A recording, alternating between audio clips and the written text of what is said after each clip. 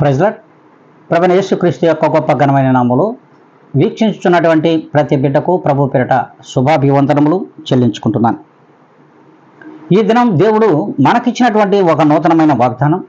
అది కీర్తన గ్రంథము 69వ అధ్యాయము 34వ వచనం. భూమి ఆకాశములు ఆయన్ను స్తుతించును,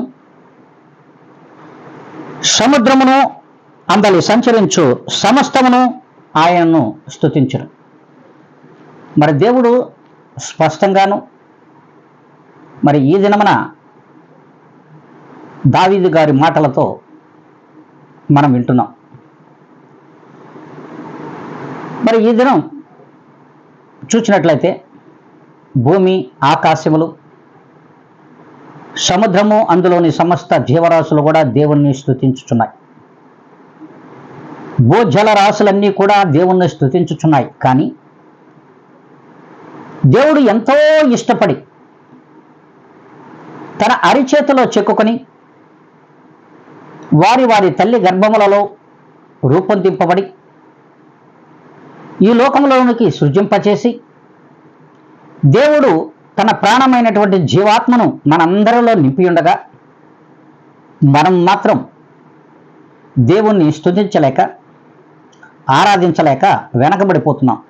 కారణం, ఈ లోకం మీద ఉన్నటువంటి వ్యామోహము, ఈ లోకం మీద ఉన్నటువంటి ఆశ, ఈ లోక సంపద పైన వ్యామోహముతో అతృతపడి ఈ లోకంలో మనకు మనమే గొప్ప అని అతిశయపడుతూ జీవిస్తున్నాం. కేవలం దేవుడిచ్చినటువంటి ఈ ప్రాణము మనలో లేకపోతే ఈ ఆశలు మనలో లేవు. అదే రీతిగా మరి ఆరాటము కూడా మనలో ఉండదు. కనుకనే సమస్తమును దేవుని స్తుతించుచున్న మానవుడు మాత్రం దేవునిని ఇంకగును కనుగొనలేకపోతున్నాడు. దేవుని మెప్పును పొందలేకపోతున్నాడు, దేవుని స్తుతించలేకపోతున్నాడు, ఆరాధించలేకపోతున్నాడు. కనుక ఈ దినము నుండైనా సరే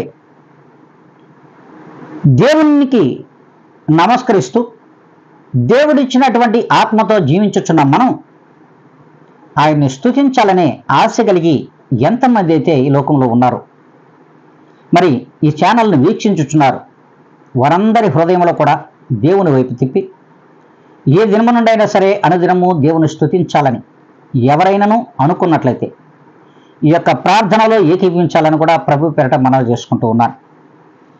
పరిశుద్ధుడా, ప్రేమ కలిగిన మా తండ్రి, కృప కనికరము దయా దాక్షిణ్యములు కలిగిన మా యేసయ్య, మీ పాదములకు ఎనలేని వందనములు కోటాను కోట్ల కృతజ్ఞత స్తుతి స్తోత్ర అర్పణలు సమర్పించుకుంటున్నాం. ప్రభువా, ఈ యొక్క నూతనమైనటువంటి దినములో మీరు ఇచ్చినటువంటి ఈ గొప్ప వాగ్దానము వీక్షించుచున్నటువంటి ప్రతి బిడ్డ పక్షముగా మీరు నెరవేరుస్తూ మిమ్మల్ని స్తుతించి ఆరాధించి గణపరిచే ఆ మహిమ కలిగినటువంటి హృదయాలను ప్రతి బిడ్డకును దయచేయమని, ఆ రీతిగా మీ పాదముల దగ్గర ప్రతి బిడ్డ నుంచి నన్ను నేను మిక్కిలిగా తగ్గించుకొని యేసు క్రీస్తు యొక్క గొప్ప ఘనమైన నామములో అడిగి వేడుకొని ప్రార్థిస్తున్నాను మా తండ్రి. ఆమేన్.